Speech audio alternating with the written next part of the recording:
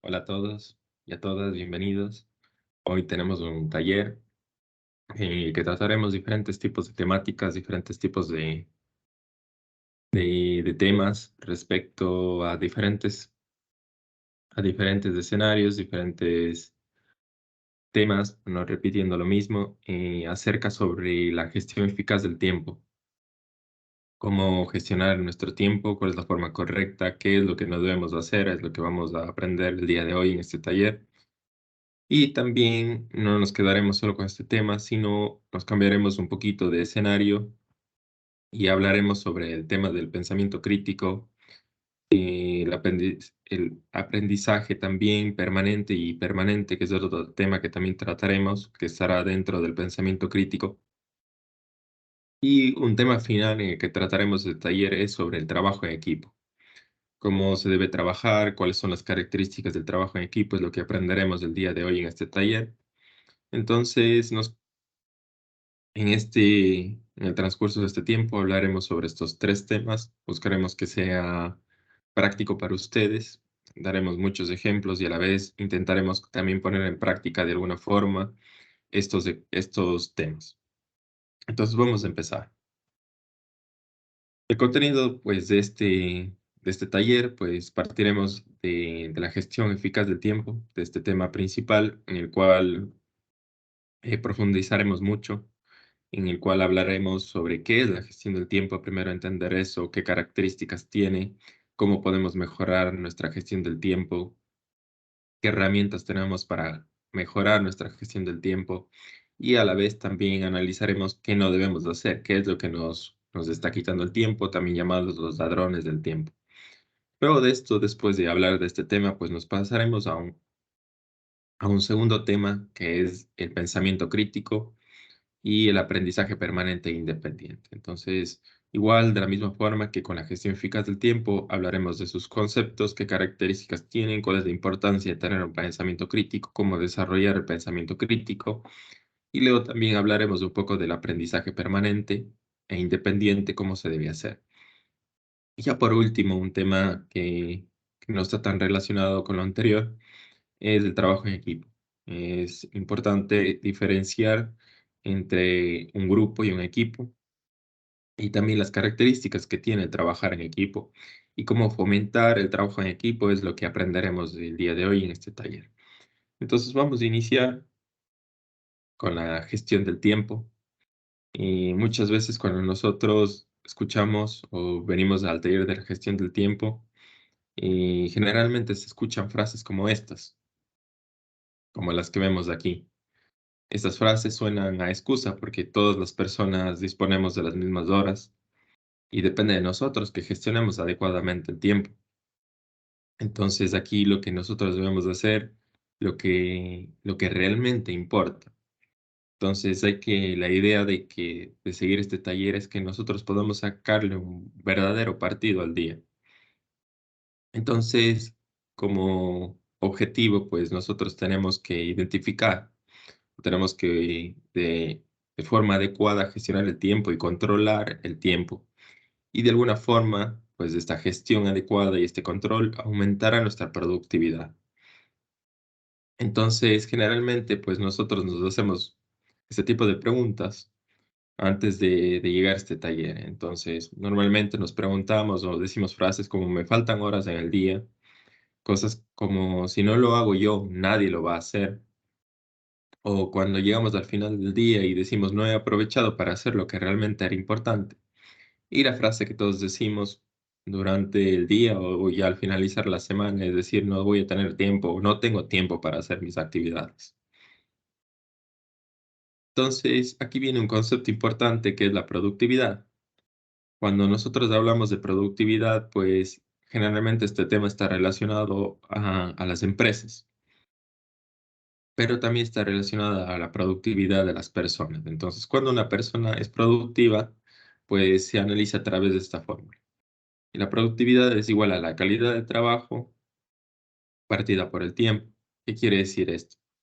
Y un ejemplo de esto es que si yo soy un arquitecto y me contratan para construir una casa, y para construir esa casa me dan un plazo de 6 meses. Si yo, como ejemplo, lo estoy diciendo, pues si yo como arquitecto termino de construir la casa durante 3 meses, pues ¿habré sido productivo o no habré sido productivo? ¿Y qué pasa en el caso contrario? ¿Qué pasa si yo termino la casa después de los 6 meses? Entonces aquí la pregunta sería, ¿cómo terminó la casa? Si terminó en 3 meses, ¿cuál fue su calidad del trabajo? Entonces, si mi calidad de trabajo fue malo, pero mi tiempo fue bueno, pues esa relación de productividad quiere decir que yo no fui productivo, porque mi calidad de trabajo no fue buena. Y en el caso contrario, ¿qué pasa? Si yo terminé después la casa, pero mi calidad de trabajo fue muy buena, ¿fui productivo? Nuevamente la respuesta es que no, no fui productivo. Por eso a veces cuando hablamos de productividad, las personas perfeccionistas no entran dentro de este escenario, porque a veces las personas perfeccionistas pueden haber hecho muy buen trabajo, pero el tiempo no fue el adecuado. Entonces, ¿qué se debe buscar para que una persona sea productiva? Pues debe haber un equilibrio. Debe haber un equilibrio entre mi calidad de trabajo y mi tiempo. Y por eso vemos acá cuál tiene que ser ese equilibrio. Ese equilibrio debe haber un equilibrio entre la salud, entre la familia, entre lo profesional, entre la formación, lo social y lo cultural y los valores éticos. Yo debo tener un equilibrio entre la formación, entre lo profesional, entre lo social y cultural, entre mis valores éticos y el tiempo que yo doy a mi familia. Entonces, todo esto va a repercutir en mi productividad. Es cuánto tiempo qué calidad de mi tiempo o qué calidad de mi trabajo estoy haciendo bien y qué tiempo estoy dando para esto. Y así voy a poder ser productivo. Entonces, ya profundizaremos un poco más acerca del concepto de productividad y vamos a hablar ya de la gestión del tiempo y qué es la gestión del tiempo. Entonces, la gestión del tiempo, a manera de resumen, consiste en el reparto del tiempo, en repartir el tiempo de una forma adecuada. Esta forma adecuada nos debe permitir realizar diferentes tareas diarias y así obtener la mayor productividad y la eficiencia en el trabajo. Y este es un concepto breve. Entonces, la gestión del tiempo, repito, consiste en el reparto del tiempo de una forma adecuada. Entonces, vamos a aprender cómo nosotros debemos de repartir o cómo nosotros debemos planificar, organizar y controlar nuestro tiempo de manera adecuada para así lograr nuestros objetivos y obtener productividad y una mayor eficiencia en nuestro trabajo. Y de la misma forma, no solo tener una mayor eficiencia en el trabajo, sino tener una correcta gestión de nuestra vida, una correcta gestión de nuestro tiempo que nos llevará también a mejorar nuestra vida personal y profesional y alcanzar ese equilibrio que hablábamos para ser productivos. Entonces, de esta forma, pues también a través de esta gestión del tiempo, pues también para nosotros llegar a ser productivos debemos de eliminar ciertos tipos de acciones o ciertos tipos de hábitos que nos llevan a, a perder nuestro tiempo. Entonces, ¿cuáles son las ventajas de una correcta gestión del tiempo? Entonces, hablábamos de que la gestión del tiempo es importante porque ayuda a las personas a aprovechar al máximo su tiempo y mejorar su eficiencia y su productividad, y también lograr un mejor equilibrio entre su vida personal y su vida profesional. Entonces, algunas de las ventajas son las que tenemos aquí. Vamos a ir una por una, analizando cada una de ellas. Entonces, primero tenemos un ahorro de tiempo. Una buena gestión del tiempo permite optimizar el uso del tiempo, evitando la procrastinación. Ya veremos qué es esto. Y también hablaremos de que nosotros debemos de evitar las interrupciones innecesarias. Entonces, repito, el ahorro del tiempo es una de las ventajas, porque una buena gestión del tiempo permite optimizar el uso del mismo. Luego tendremos menos estrés, porque al tener un plan claro y una organización efectiva, pues se puede reducir el estrés y la ansiedad que pueden surgir cuando hay muchas tareas por hacer y poco tiempo para hacerlas. Y luego tendremos otra ventaja, pues es tener mayor productividad. La gestión del tiempo permite priorizar las tareas más importantes y realizarlas de manera eficiente, lo que esto traduce o resulta en una mayor productividad. Luego tendremos un mejor equilibrio. entre la vida personal y la vida profesional, ya que al tener un control sobre el tiempo, es posible dedicar más tiempo a actividades que son importantes para cada uno de nosotros y menos tiempo para aquellas actividades que no lo son. Luego también esto nos ayuda a que nosotros podamos tomar mejores decisiones. La gestión del tiempo pues puede ayudar a la toma de decisiones ya que puede proporcionar una visión clara, una visión objetiva de las tareas y de las responsabilidades que se tienen que hacer durante un día, durante una semana o en el transcurso del tiempo. ¿Y qué más se puede hacer? Pues se logran los objetivos. Eso es importante. Todo lo que nosotros hacemos para la gestión del tiempo es que nosotros buscamos es llegar o cumplir con nuestros objetivos diarios, con nuestras metas semanales, con nuestras metas mensuales, con nuestros planes de vida en general. Todo esto nos ayudará entonces una correcta gestión del tiempo, llegar, ese es el fin, lograr nuestros objetivos.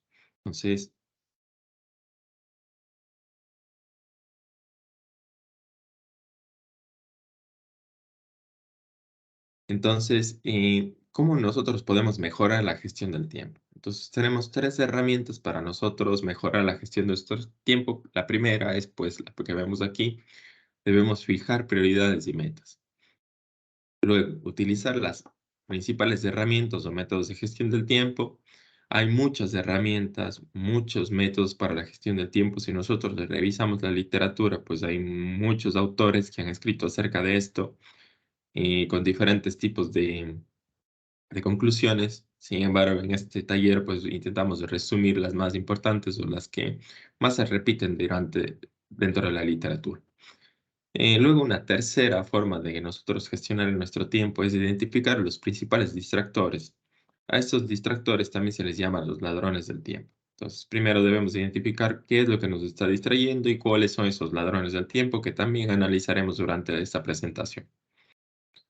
Entonces, antes de seguir con esto, seguir con esta presentación, pues yo les invito a que hagan una primera tarea, una primera actividad. Esta primera actividad,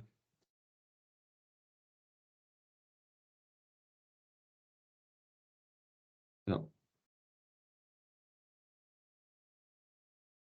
esta primera actividad es la siguiente. Ustedes se van a poner, bueno, aquí les voy a dar un conjunto de actividades, un conjunto de tareas o una lista de actividades o de tareas.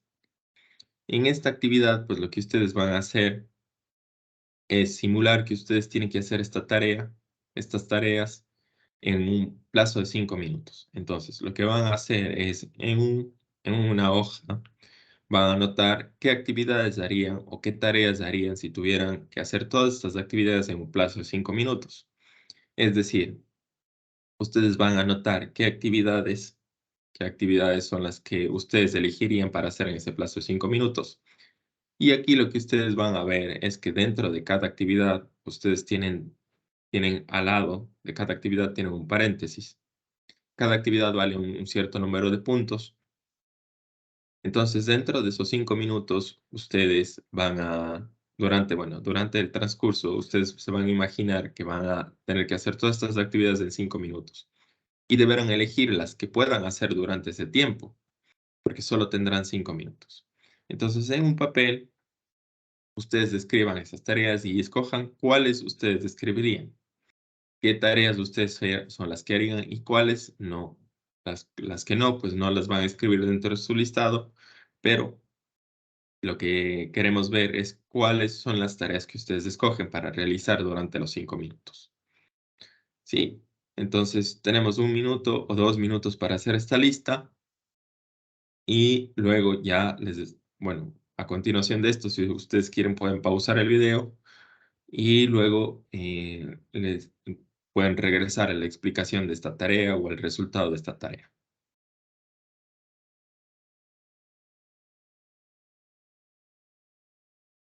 Bueno, regresando ya a las conclusiones de esta primera actividad.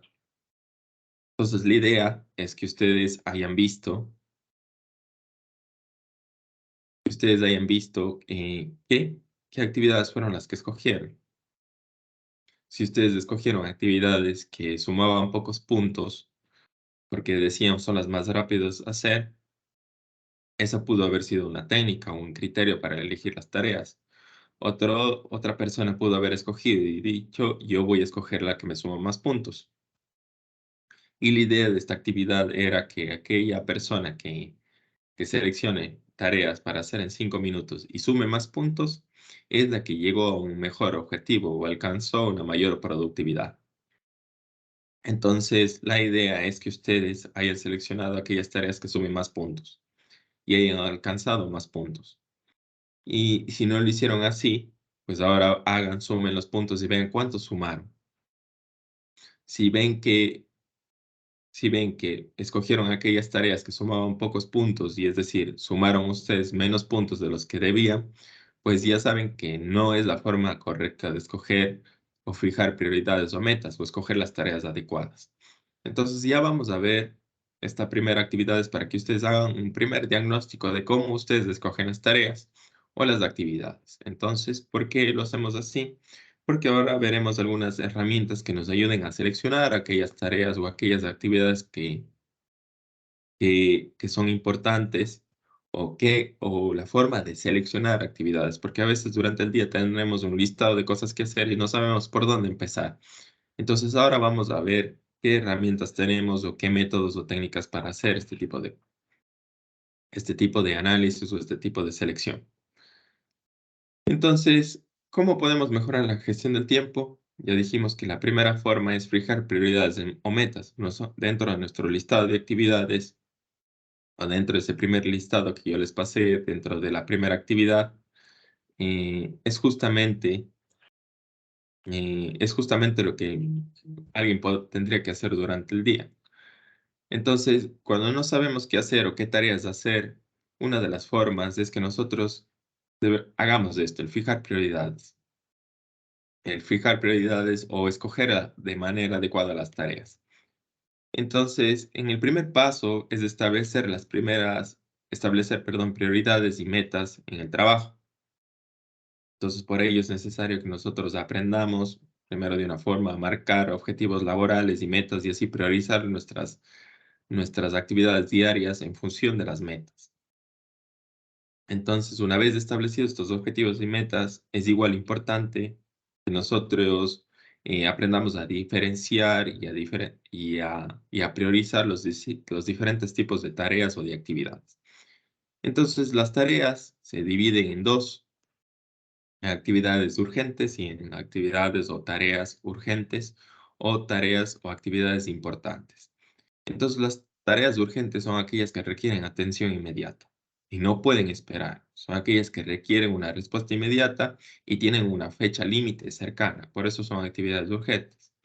Por otro lado, tenemos las actividades importantes, que son aquellas que tienen un impacto significativo en nuestras metas a largo plazo y también en nuestro desarrollo personal o profesional.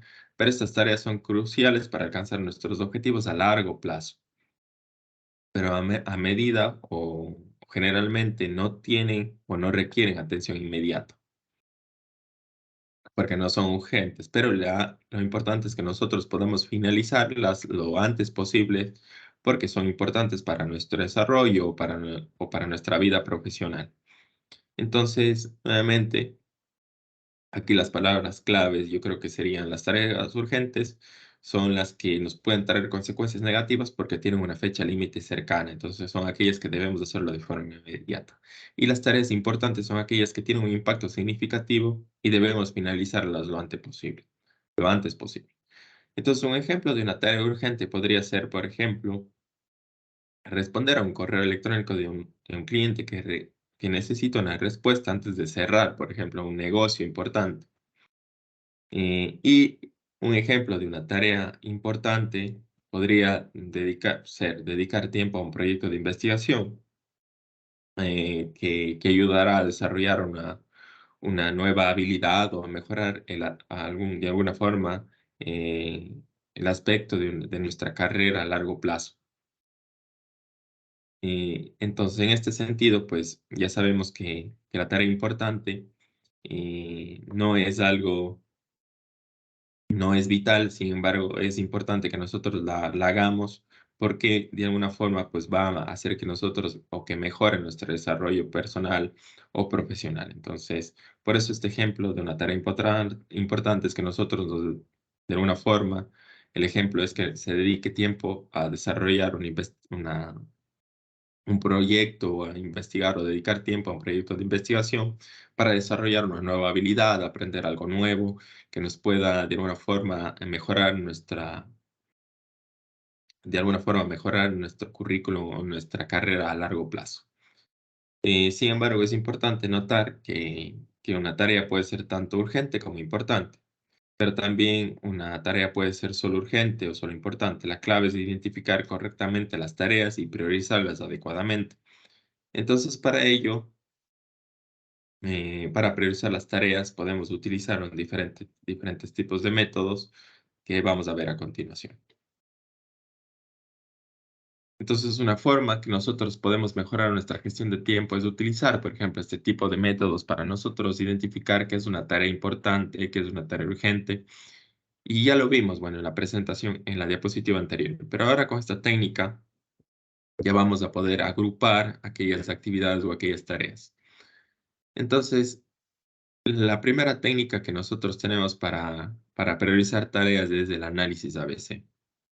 El análisis ABC es una técnica de gestión del tiempo y de productividad que permite priorizar las tareas según su importancia y según su urgencia. La técnica consiste en clasificar las tareas en tres categorías, como vemos ahí, la categoría A, la categoría B y la categoría C. Entonces, en la categoría A son las tareas urgentes e importantes.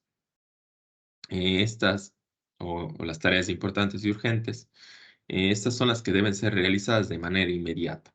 Luego tenemos una categoría B, son tareas importantes pero no urgentes. Estas pueden ser programadas en un momento adecuado. Son igual de importantes que las anteriores, pero no tan urgentes. Pero siempre y cuando son las siguientes que se debe realizar y si algún momento se pospone mucho, estas actividades se pueden convertir en urgentes. Y luego tenemos una categoría C que son tareas ni importantes ni urgentes, es decir, que estas pueden ser delegadas o pospuestas sin grandes consecuencias. Entonces, un ejemplo de cómo, por ejemplo, aplicar un análisis ABC, primero es que ustedes creen una lista de tareas pendientes, de todas las tareas pendientes, y luego clasificar cada tarea en estas categorías. Entonces, el primer punto, la primera forma de nosotros aplicar este análisis ABC es crear la lista, escribir toda la lista de tareas y luego nosotros empezar a clasificar, poner esta tarea pertenece a la categoría A, esta tarea pertenece a la categoría B, esta tarea pertenece a la categoría C según su importancia y según su urgencia. Entonces, eh, luego, ya después de priorizar, nosotros vamos a ir marcando las tareas que nosotros hemos hecho y marcarlas como ya completadas. Luego, en la categoría B, nosotros debemos programar esas tareas para hacerlas en un momento adecuado. Y en la categoría C, nosotros debemos posponer o delegar las tareas que hayamos puesto en la categoría C. Entonces, repito, nosotros hacemos una lista, clasificamos, luego podemos priorizar las tareas de la categoría A y realizarlas, porque son las que se deben hacer de manera inmediata y completarlas. Y recuerden que las que hayamos puesto en la categoría B debemos programarlas para realizarlos en un momento adecuado y la categoría C podemos delegarlas o posponerlas. Entonces, ejemplo de esto, un ejemplo de la categoría A, por ejemplo. Puede ser categoría A, digamos que en nuestros listados tendríamos, en nuestra lista de tareas sería hacer una presentación para una reunión con un cliente mañana. Otra tarea que tendríamos sería organizar la oficina y hacer una lista de compras para la oficina. Y otra tarea que tendríamos como ejemplo sería leer un artículo interesante para una revista. Entonces, dichas estas, ¿cómo ustedes lo clasificarían? Estas tres tareas, por ejemplo, y del ejemplo que les di anterior, entonces categoría A sería preparar una presentación importante para una reunión con el cliente.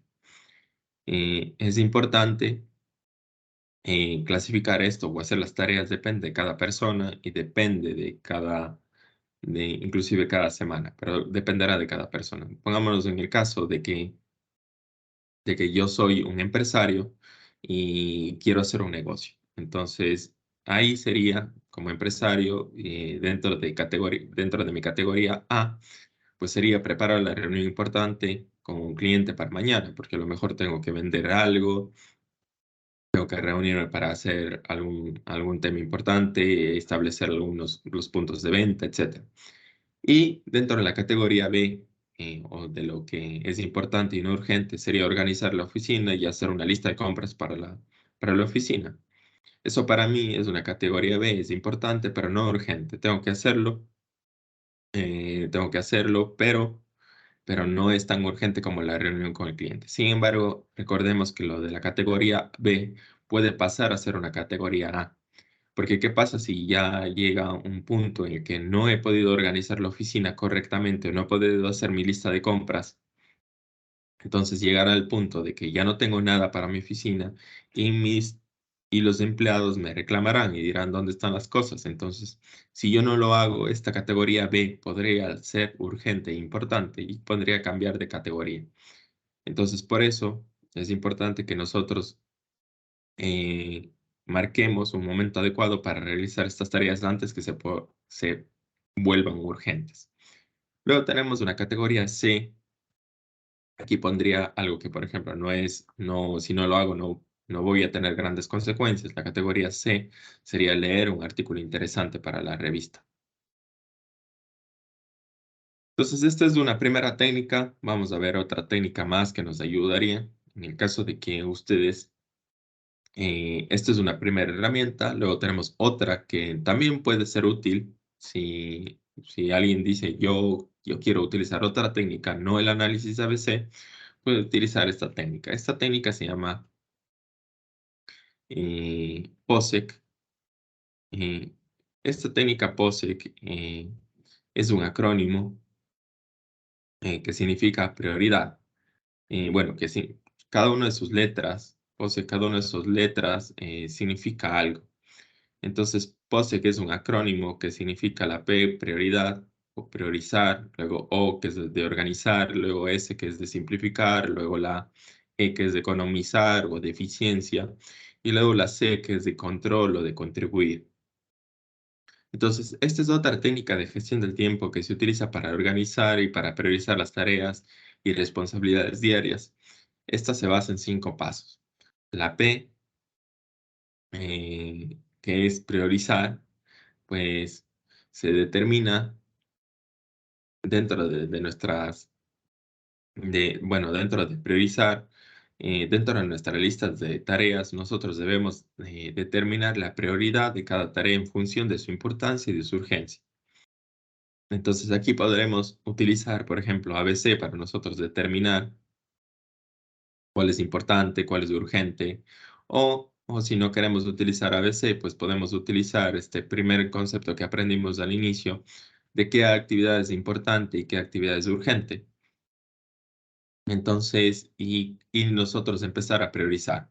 Entonces, como primer paso, pues se determinará, este primer paso, pues se determinará la prioridad de cada una de las tareas. Luego, a la vez, después de priorizar, pues nosotros organizaremos las tareas de acuerdo a su prioridad para asegurarse de que se realicen primero las importantes y urgentes y luego ya las demás. Luego, simplificar. Entonces, simplificar las tareas. Vamos a eliminar aquellas que no son necesarios o que se pueden delegar a otras personas. Aquí vamos a hacer otro de los pasos, que es justamente el simplificar. También aquí, pues vemos que es muy parecido al método ABC, que este simplificar sería, por ejemplo, la categoría C. Luego tenemos la siguiente, que es economizar, o también en algunos libros encontramos como eficiencia. Entonces, cuando nosotros hablamos de economizar, pues, o ser eficientes, es buscar de alguna forma la eficiencia al optimizar las actividades o los procesos y aprovechar al máximo el tiempo disponible. Y luego tenemos por último el controlar o contribuir. Entonces aquí lo que debemos hacer es controlar el progreso. Cuando nosotros ya comencemos a ver las actividades, nosotros debemos controlar el progreso y realizar un seguimiento a las tareas eh, para asegurarse que se cumplan los plazos, para asegurarse que nosotros estemos haciendo correctamente las cosas. Y de alguna forma este contribuir es que nosotros nos retroalimentemos y digamos, a ver, si esta semana me demoré tanto tiempo haciendo esta actividad, a lo mejor la siguiente puedo hacer de esta forma y puedo demorarme menos tiempo. Pero para eso yo debo controlar, medir y hacer un seguimiento al tiempo que me tomé en hacer ciertos tipos de tareas. Entonces, como ejemplo, imaginemos que tenemos una lista de tareas para el día que incluyen hacer la compra. La segunda actividad sería revisar los correos electrónicos. Otra actividad sería llamar a un cliente.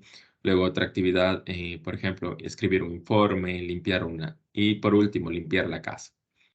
Entonces, utilizando el método POSIX, podríamos organizar las tareas de la siguiente manera. Como primer paso, pues sabemos que tenemos que priorizar. Entonces vamos a priorizar aquellas actividades que sean importantes y urgentes. Entonces, como primera actividad sería revisar los correos electrónicos y llamar a un cliente. Esta sería una tarea importante y urgente. Para mí, en mi caso, eh, diciendo nuevamente que que tengo una empresa, que soy un empresario, entonces para mí sería muy importante esto. Ya dependerá de cada caso, de cada persona. Sin embargo, como ejemplo, digamos que que yo soy un empresario y por eso estoy priorizando esta. La primera prioridad, entonces la primera actividad que realizaré será revisar los correos electrónicos y llamar al cliente, que son tarea urgente e importante, y por lo cual la voy a priorizar. Luego pondré como siguiente actividad hacer la compra y escribir un informe. Esta es una actividad importante. La anterior era una actividad importante y urgente. Recordemos el concepto ABC que era de las categorías A, que era una actividad importante y urgente. Recordemos que esas son las que se deben hacer de forma inmediata. Luego tendremos otra actividad que será hacer la compra y escribir un informe. Aquí tenemos las actividades que son importantes, pero no es urgente hacer la compra y escribir el informe. Es importante, pero no urgente. Entonces, por lo tanto, le doy una prioridad menor. Aquí tendríamos, por ejemplo, una categoría B. Luego, limpiar la casa es una tarea importante, pero no es ni urgente ni de alta prioridad, por lo cual lo puedo dejar al final. Y aquí estaría esta de una categoría C, que la puedo posponer en el tiempo, incluso puedo delegarla, ¿sí? Y luego vamos a organizar estas tareas. Entonces, la organización primero se realiza primero la revisión de los correos electrónicos, llamo al cliente, seguido pues iré a hacer la compra, luego el informe y finalmente limpiaré la casa. De esa forma ya me organizaré, ya será mi organización. Va muy relacionado con la priorización, pues voy siguiendo ese orden y organizando. En el caso, por ejemplo, aquí en la organización también se refiere a que si yo tengo dos actividades que puedo hacer a la vez, puedo hacerlas de forma paralela. Por ejemplo, si para mí es urgente e importante ir a dejar a los niños a la escuela, pero también puede ser importante, pero no urgente, hacer las compras de la casa. Entonces, cuando yo voy a dejar al niño a la escuela, paso también por el supermercado. Entonces, ya me he organizado y he podido hacer dos tareas a la vez. Luego, como ejemplo, siguiendo este ejemplo, ahora la simplificación. O simplificar, pues si resulta de alguna tarea que pueda ser delegada o que no es necesaria, pues la eliminaríamos de esta lista. Y en este caso, como vemos que las tres tareas o las cuatro tareas que les mencioné en un inicio, pues no es necesario eliminar ninguna. Luego, en la eficiencia va muy relacionado a la organización, porque aquí nosotros podemos agrupar tareas, hacer lo que les mencioné, puedo yo agrupar y decir que dentro de mi organización puedo hacer dos actividades a la vez. Entonces ahí estoy economizando el tiempo, siendo eficiente y hacer lo que realmente se tiene que hacer y así ahorrar tiempo y energía. Luego, por último, de controlar y contribuir, o controlar o contribuir, como está aquí, pues es a realizar un seguimiento de las tareas. Entonces voy a revisar los resultados y al final del día, pues revisaré y diré, si hice esta tarea, no hice esta tarea, qué pasó con esta, cuando yo delegué, qué pasó. Y así podré contribuir a mejorar para yo, cuando escriba mi lista de tareas para el siguiente día, ya saber más o menos cuánto me demoro o a quién puedo delegar o que no, o cómo puedo mejorar esta tarea, cómo puedo ser más eficiente. Entonces, ese es otro de los métodos. Este es el método POSIX. Luego tenemos otro método que también es importante o que también nos puede ayudar a gestionar el tiempo. Este método es muy parecido al método ABC. Creo que si a alguien no le gusta el método ABC, puede utilizar este método, en que hay muy pocas variaciones. Entonces, el método Eisenhower es igual a una técnica de gestión del tiempo que nos ayuda a priorizar las tareas basándose en la urgencia y también en la importancia. Y esta se divide en cuatro categorías. Entonces, la primera categoría, que es la que vemos aquí, que nosotros se divide estas tareas en cuadrante, en cuatro categorías. Primero, lo importante y lo urgente. Lo segundo, lo importante y no urgente. Lo tercero es, son las tareas no importantes y urgentes, que es la que vemos aquí. Y luego vemos acá la última, que es, o la que veremos que es las que no tienen importancia. Entonces, son no importantes y no urgentes. Eh, entonces, vamos a hablar un poco de estas. Las tareas importantes y urgentes son tareas eh, o, o son actividades que se deben completar de forma inmediata, ya que tienen un impacto significativo y tienen una fecha límite. Entonces, por ejemplo, puede ser una reunión importante, nuevamente en el caso de que yo soy un empresario, por ejemplo, una reunión importante con un cliente, una presentación para un proyecto que ya ha finalizado su fecha, en que yo ya tengo que presentar. Entonces, esas son las actividades o las tareas importantes y urgentes. Luego tenemos las tareas, bueno, si comparamos con el método ABC, esta sería una categoría A. Luego tendremos una segunda categoría dentro del método Eisenhower, que son las tareas importantes pero no urgentes.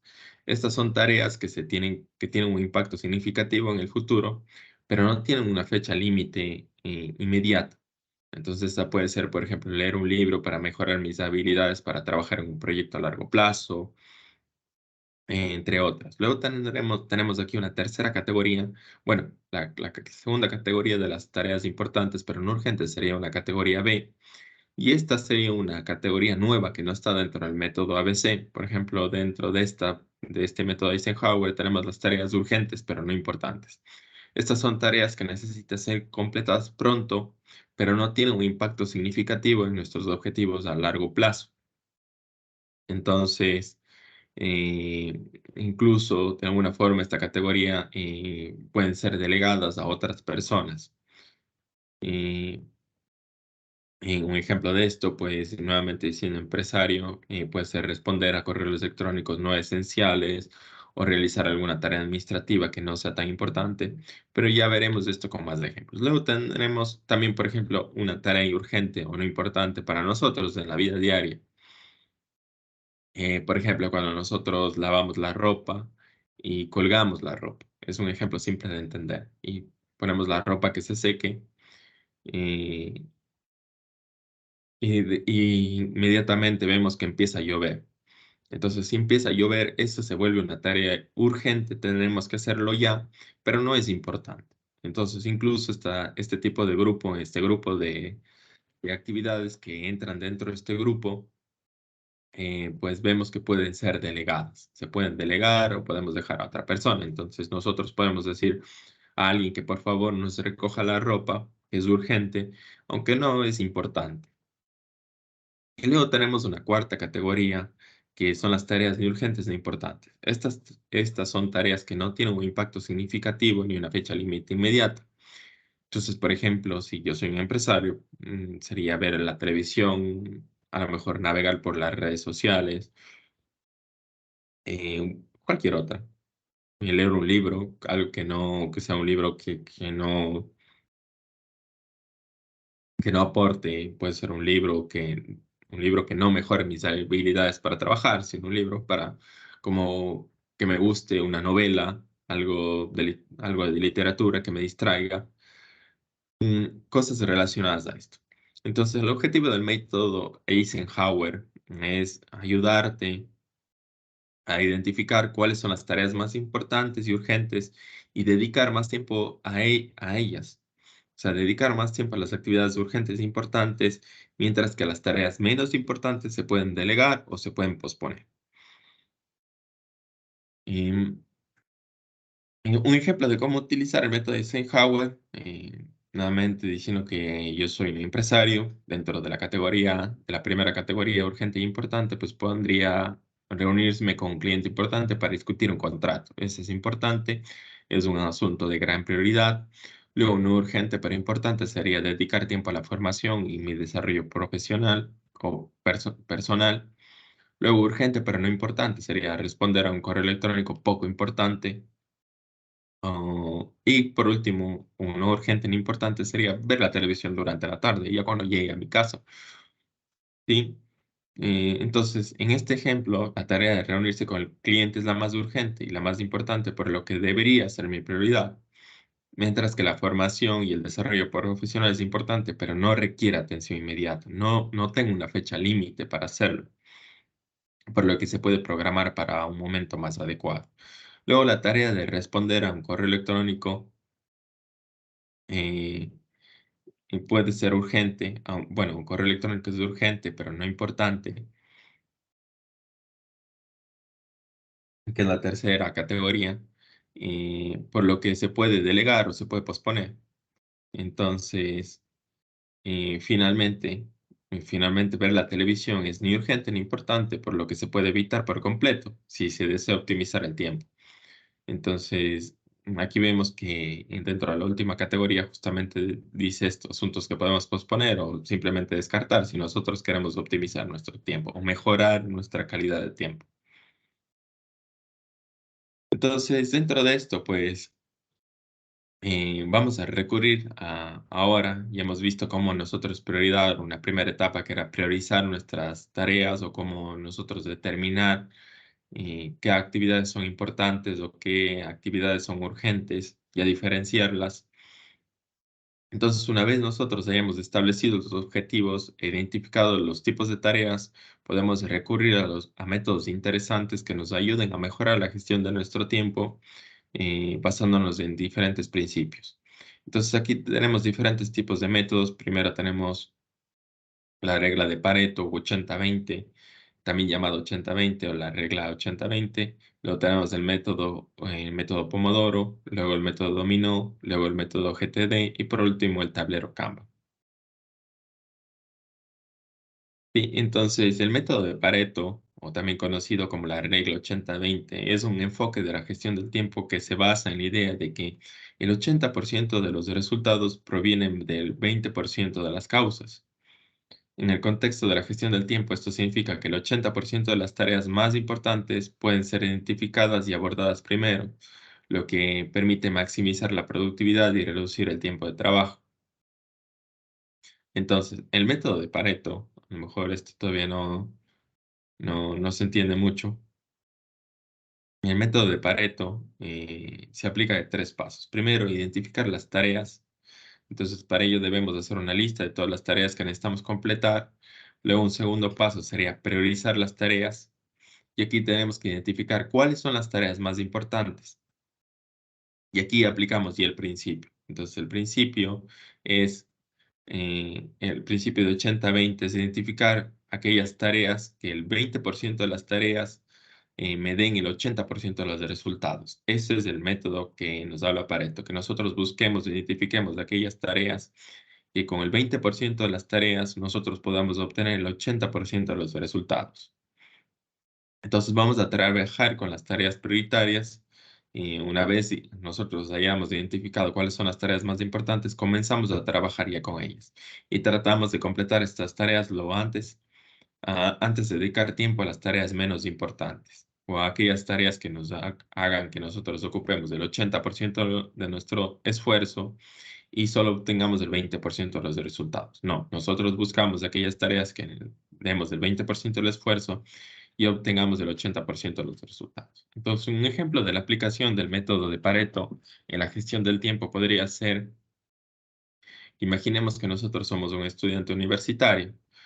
Entonces, si tenemos varias tareas que completar en el plazo de una semana, y estas actividades pueden ser, por ejemplo, estudiar para un examen de matemáticas, otra actividad que tengo que hacer, leer un capítulo de un libro para un curso de literatura. Luego tendríamos que escribir un ensayo de historia y preparar la presentación para el proyecto y para presentar para un proyecto en grupo. Entonces, ya tenemos cuatro. Voy a repetir las cuatro. La primera, perdón, son cinco. La primera sería, primero, estudiar para un examen de matemáticas. La segunda, leer un capítulo de un libro para un curso de literatura. La tercera, escribir un ensayo de historia. eh, y por último, no, bueno, dentro de esta misma podremos ponerlo, escribir un ensayo de historia y preparar una presentación para un proyecto en grupo. Entonces son cuatro actividades. Ahora vamos a aplicar el método de Pareto. Recordemos que es para un estudiante universitario. Entonces, eh, primero vamos a identificar, vamos a priorizar. Entonces sabemos que debemos de estudiar para el examen de matemáticas. Esta sería la tarea más importante, y ya que tendríamos que aplicar nuestro conocimiento para el examen. Y su resultado es crucial, ya que yo soy un estudiante y depende de esto mi calificación final para el curso. Entonces, también vamos a identificar que el ensayo de historia es una tarea importante, ya que representa una gran parte de la calificación en el curso y requiere más tiempo que otras tareas. Entonces, por lo tanto, ¿qué quiere decir esto? Que yo voy a seleccionar o a priorizar solamente estas dos tareas y dedicar mi tiempo a estas tareas y dejar aquellas tareas que a lo mejor me hubieran restado el tiempo o me hubieran quitado el tiempo antes de empezar a trabajar o hubiera empezado a trabajar con el resto de tareas menos importantes. Entonces, esta es una forma, creo que sencilla, de entender si nosotros nos vamos al ejemplo que hicimos al inicio. Nosotros pudimos haber escogido aquellas tareas dentro del listado de actividades que les di en la primera actividad. Pudimos haber escogido la que nos sumaba aquellas actividades con menos puntos. Entonces, aquellos que hicieron eso y seleccionaron aquellas actividades que le sumaron menos puntos, es que hicieron más actividades que otras personas que hicieron menos actividades, pero obtuvieron más resultados, porque hicieron actividades a lo mejor un poco más complicadas y que sumaban más puntos, y a lo mejor hicieron dos actividades y obtuvieron el 80% de los resultados, porque a lo mejor esas actividades sumaban más, sumaban 20 o 40 puntos. Entonces ya sumaban. Y los que hicieron más actividades, a lo mejor hicieron 8 actividades, pero sumaban 5 puntos. Entonces hicieron mucho, dieron mucho su tiempo, pero al final el resultado fue menor. Eso es el método de gestión del tiempo de Pareto. Por eso es un método muy eficaz para que nosotros identifiquemos y prioricemos nuestras tareas. Luego vamos a hablar de otro método que nos ayuda a gestionar nuestro tiempo, y este es un método o una técnica de gestión de tiempo que nos ayuda a concentrarnos o a mejorar nuestra gestión, eh, y de alguna forma nos ayuda a concentrarnos y a dar el tiempo realmente a lo que es importante. Entonces, el método Pomodoro es una técnica de gestión de tiempo que consiste en dividir el trabajo en intervalos de tiempo de 25 minutos, conocidos como pomodoros. Entonces, seguidos de un breve descanso de 5 minutos, como lo vemos aquí. Entonces, después de completar estos 4 pomodoros, se toma un descanso más largo que puede durar de 15 a 30 minutos. Entonces, el objetivo de este método es mejorar de alguna forma nuestra productividad y la concentración. Este método lo que va enfocado es a mejorar la concentración para trabajar en periodos de tiempo cortos y enfocados y tomar descansos regulares para evitar la fatiga mental, que suele pasar muchas veces, que a veces estamos muy concentrados en cierto tipo de actividad o en cierto tipo de cosas, pero ya no estamos realmente enfocados o concentrados, sino que ya estamos cansados y realmente nos cuesta mantener esa concentración o ese enfoque. Entonces, ¿qué nos dice esta técnica? ¿Cómo aplicar el método Pomodoro? Primero, establecer una tarea. Establecer una tarea específica. Por ejemplo, puede ser escribir un informe. Luego yo me pongo un temporizador para 25 minutos y comienzo con la tarea. Comienzo a realizar ya la tarea, comienzo a trabajar en ella y una vez suena el temporizador, voy a tomar un descanso de 5 minutos para relajarme y para descansar la mente. Entonces, después de completar, yo vuelvo a hacer esto 4 veces, o de hacer 4 pomodoros, o de repetir este ciclo 4 veces, yo puedo tomar un descanso largo de 15 a 30 minutos y repetir el proceso, pero con otra tarea, ¿sí? Entonces, se puede repetir esto ya con otra tarea. Entonces, así yo voy muy concentrado, voy descansando y voy dando tiempo a lo que realmente me puede ayudar a mejorar mi concentración. Entonces, al aplicar este método es importante que ustedes establezcan o tengan objetivos claros, realistas para cada pomodoro y de ahí también minimizar las interrupciones durante los periodos de trabajo y mantenerse enfocado en la tarea. Entonces es importante eso, que nosotros minimicemos las interrupciones durante la realización de estos periodos de trabajo. Y luego tenemos otro método, otra técnica. El método dominó es una técnica de gestión del tiempo que se basa en identificar las tareas igual más importantes y urgentes y luego trabajar en orden descendente de importancia y urgencia hasta que se hayan completado todas las tareas necesarias. Entonces, el método se llama dominó porque las tareas se organizan en una cadena, como fichas de dominó que se colocan en fila. Cuando se completa una tarea, la siguiente tarea en la cadena se convierte en la tarea más importante y se completa a continuación y así sucesivamente. Entonces, el método dominó ayuda a las personas a priorizar las tareas de manera efectiva y mantener el enfoque en las tareas importantes. Entonces, también ayuda a garantizar que se completen todas las tareas necesarias y así evitamos dejar tareas importantes sin terminar. Entonces, un ejemplo de utilizar la técnica dominó es que nosotros identificamos identificamos la tarea más importante y urgente, como puede ser entregar un proyecto a tiempo. Luego creamos una lista de tareas necesarias para completar el proyecto, que pueden ser investigar, planificar, escribir, revisar. Luego organizamos las tareas en una cadena, comenzando con la tarea más importante y la urgente en la parte superior, es decir, acá, ¿sí? Entonces vamos haciendo una por una, ¿sí? Entonces luego repito, organizamos las tareas de la cadena, comenzando con la tarea más importante y urgente en la parte superior de nuestra lista y vamos haciéndolo. Por ejemplo, es del dominó que vamos haciendo una por una, pero vamos nosotros en nuestra lista, cuando tengamos un listado, empezamos con las más importantes, urgentes que ponemos al inicio de la lista.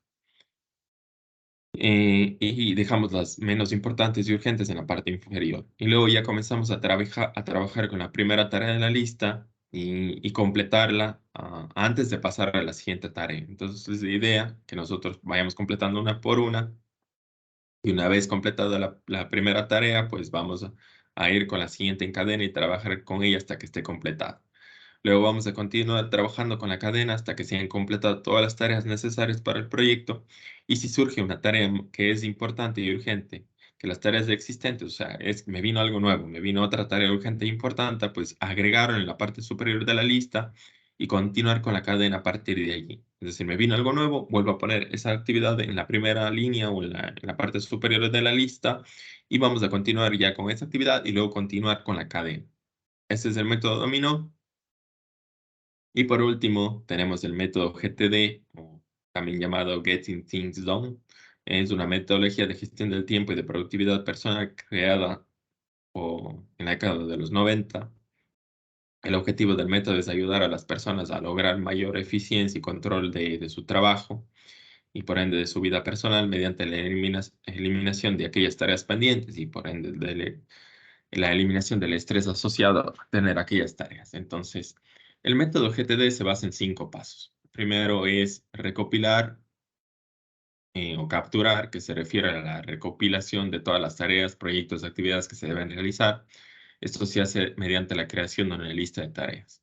Luego tenemos que clasificar o procesar. Esto quiere decir que implica revisar cada tarea y decidir si es algo que se debe hacer, delegar, eliminar, o si se decide que es algo que se debe hacer. Eh, entonces aquí se debe determinar cuál es el siguiente paso y cuánto tiempo llevará hacer cada una de las tareas.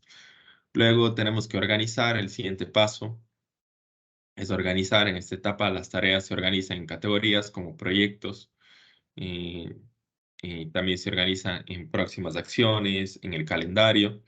Y ya por último, bueno, no por último porque nos faltan 2 pasos, tenemos que revisar. Es importante revisar periódicamente las listas y el progreso de los proyectos y las tareas.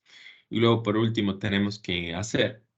Entonces, en esta última etapa, eh, ya tenemos los proyectos clasificados según su importancia, y lo que tenemos que hacer es todo en función de nuestras prioridades. Entonces, un ejemplo de esto sería, por ejemplo, recopilar.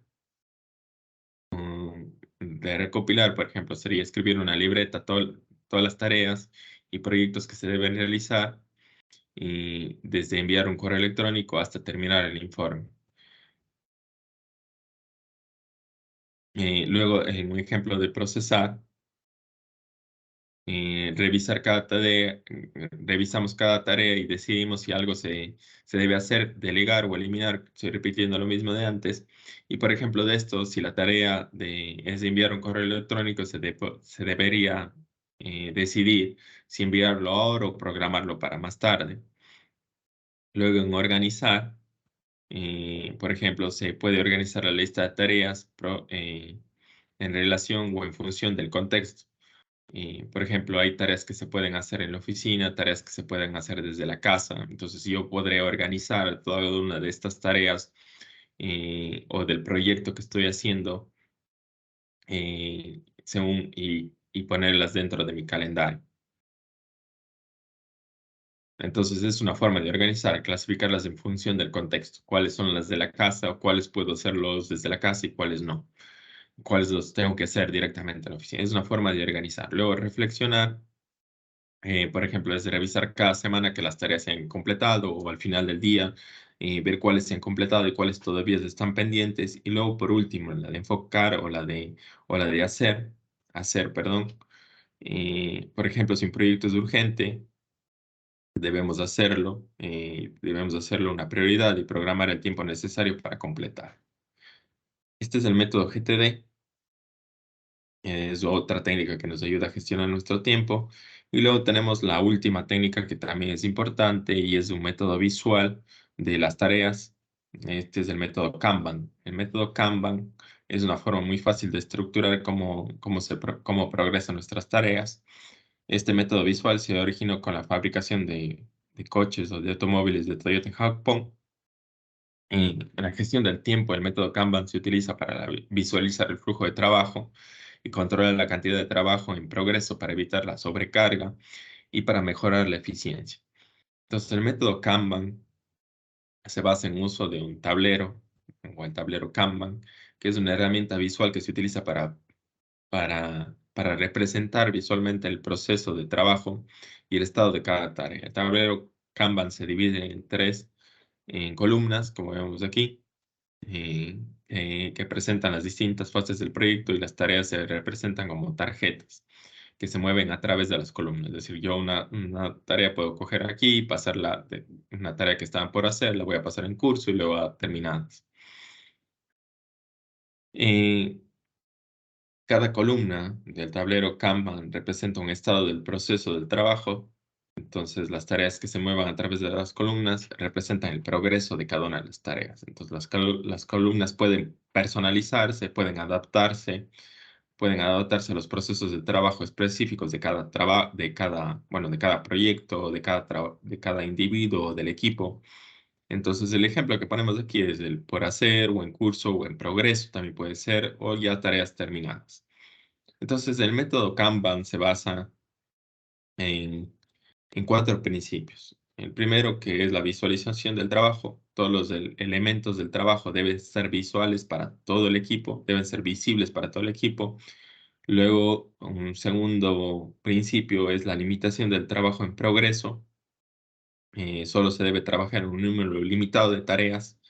Entonces, en progreso o en curso es la que vemos aquí. Entonces, se debe trabajar en un número limitado de tareas para así evitar la sobrecarga o que esas permanezcan allí demasiado tiempo. Por ende, deberían quedarse en una columna anterior. Entonces, otro principio es la gestión del flujo. El trabajo debe fluir de manera constante y sin interrupciones. Y luego, por último, la gestión de los cambios. Es otro principio del tablero Kanban. Los cambios deben ser manejados de manera eficiente. Eh, un ejemplo del método Kanban, por ejemplo, puede ser un equipo de desarrollo de software que utiliza el tablero Kanban para el progreso de las tareas relacionadas a la implementación de una nueva función, por ejemplo, de una aplicación o de un programa. Entonces, el tablero podría tener columnas como análisis de requisitos del programa, el diseño ya del programa y por último, bueno, y no por último, sería la siguiente columna sería el desarrollo. Luego podríamos poner también las pruebas y luego ya por último, sí podremos poner ya el lanzamiento, cuando ya ha llegado, ya ha pasado por todas las fases y ha llegado mi aplicación, mi programa al lanzamiento ya del producto. Entonces, como vemos, en este caso, desarrollo digamos, nuevamente repito el ejemplo, digamos, nosotros somos desarrolladores de software, o como ejemplo lo pongo, vamos a desarrollar una nueva aplicación, un nuevo programa. Entonces, como primera columna o primer escenario, pondríamos aquí el análisis de requisitos. Que claro, nosotros antes de desarrollar el software debemos saber todos los requisitos que necesitamos hacer. Luego sí ya pasará esto a una fase de diseño, pondremos otra columna desarrollo, luego ya las pruebas, vemos que todo esté funcionando y finalmente ya al lanzamiento o a la venta de esa aplicación o ese programa. Entonces las tarjetas se moverían a través de las columnas. Por ejemplo, aquí si tendríamos aquí un primer requisito, bueno, iría pasando estas tarjetas a cada una de las columnas hasta que llegue el lanzamiento. Entonces, esto nos permitiría tener una visión clara para todo el equipo, para todos los miembros del equipo, cómo se está llevando los procesos. Esto lo podemos hacer en nuestra casa, por ejemplo, para que lo vea todos los miembros de la familia. Aquí pondríamos, por ejemplo, limpiar la casa, limpiar el polvo de la casa, quién debe hacerlo, cuál es la fecha límite, y una vez el miembro de la casa pues lo ha visto y ya lo comienza a hacer, cambia la tarjeta acá en curso, y una vez se ha terminado, ya estará acá. Entonces es una forma visual de que todos los miembros de la casa vean si se han hecho o no las tareas, lo podemos poner en nuestra nevera, y así podríamos tener un control o es un método de gestión del tiempo. Entonces, eh, ahora vamos a ver o a identificar cómo nosotros también podemos mejorar la gestión del tiempo, identificando las principales distracciones y los ladrones del tiempo. Entonces, ¿qué son los ladrones del tiempo? Los ladrones del tiempo son aquellas actividades o hábitos o situación que consumen nuestro tiempo de forma innecesaria o que nos impiden utilizarlo de manera efectiva. Entonces, a menudo estos ladrones de tiempo son hábitos cotidianos que se han convertido en una parte regular de nuestra rutina, pero que nos impiden enfocarnos en las tareas importantes. Algunos ejemplos comunes de los ladrones del tiempo incluyen la procrastinación, la multitarea, las reuniones innecesarias, el uso excesivo de las redes sociales o del correo electrónico, la falta de organización, la falta de priorización, eh, identificar y eliminar entonces los ladrones del tiempo puede ser una estrategia muy, muy buena o muy efectiva para mejorar la productividad y mejorar nuestra gestión del tiempo. Entonces, ahora vamos a ver cuáles son estos ladrones del tiempo. Entonces, el primero es nuestra propia actitud o la forma de comportarse. Entonces, no saber qué hacer en cada momento, eh, o, por ejemplo, ser impuntuales o distraerse fácilmente o no respetar lo marcado en el horario es un ladrón del tiempo. Es por eso es que nuestra actitud nos hace que nos quite el tiempo. Muchas veces escuchamos o gente que dice, no, es que yo soy impuntual y soy así. Y lo dicen así, abiertamente, yo soy impuntual. Ese ya es un ladrón del tiempo, porque ahí vemos que no se está organizando, no está marcando el horario, no está respetando lo marcado en nuestros horarios y en el de los demás. Luego, otro ladrón del tiempo que tenemos son los ladrones y los emails diarios. Entonces, para ello, a veces muchas veces estamos respondiendo o dando mucho tiempo a responder correos electrónicos o también responder mensajes de WhatsApp que vienen constantemente y no nos concentramos en las actividades o en las tareas que nosotros debemos hacer. Entonces, para ello, pues debemos destinar una parte del día a estas funciones para evitar distraernos en ellas. En caso de que estas sean funciones principales dentro de nuestra profesión o de nuestra actividad profesional, debemos priorizar pues aquellos correos electrónicos o aquellas respuestas a aquellos correos electrónicos que sean importantes y urgentes.